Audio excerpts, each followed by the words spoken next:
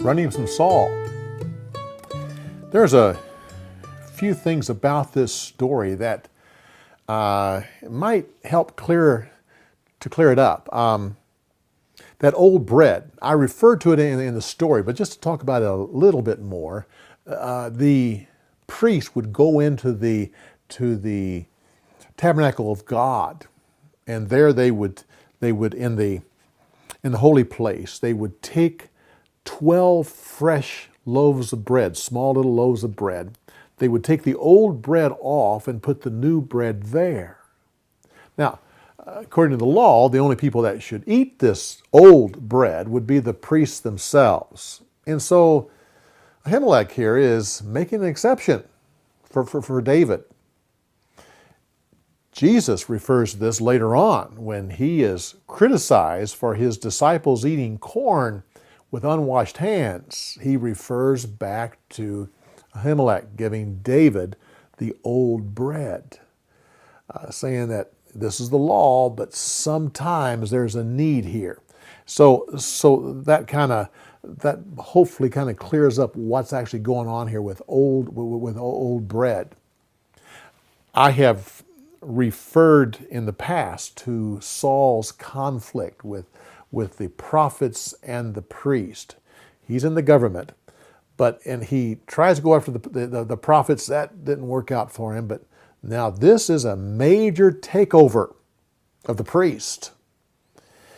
By killing the high priest and the 85 men with him, this allows Saul to replace them with more priests of his own liking. By the way, Ahimelech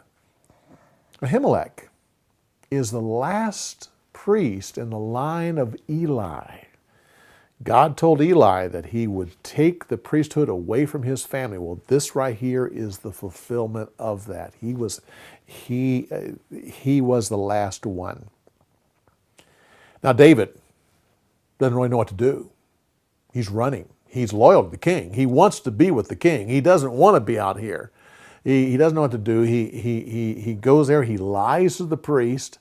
He then goes down to the Philistines and he acts crazy because he realizes he isn't safe there. He's criticized for a lack of faith here. I don't think the scriptures indicate this. If I could say it this way, I think God is giving David a little bit of slack here. He allows him to lie to the priests, and Jesus even talks about this situation later on and doesn't really condemn David for it.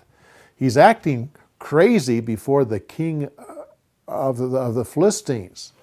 But later on, once David kind of gets settled in his mind that this is his lot, this is what God wants for him. He's out here.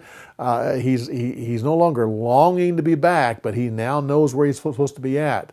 His faith is strengthened again. He even goes back to the Philistines later on and faces the king and makes his claim that he wants to live there. So I don't know what you think about that, but I think that God gives him a little bit of slack here. Well, no matter what you think, I trust you'll come back next week when we continue on with these insights about the story of the week. We'll see you next week.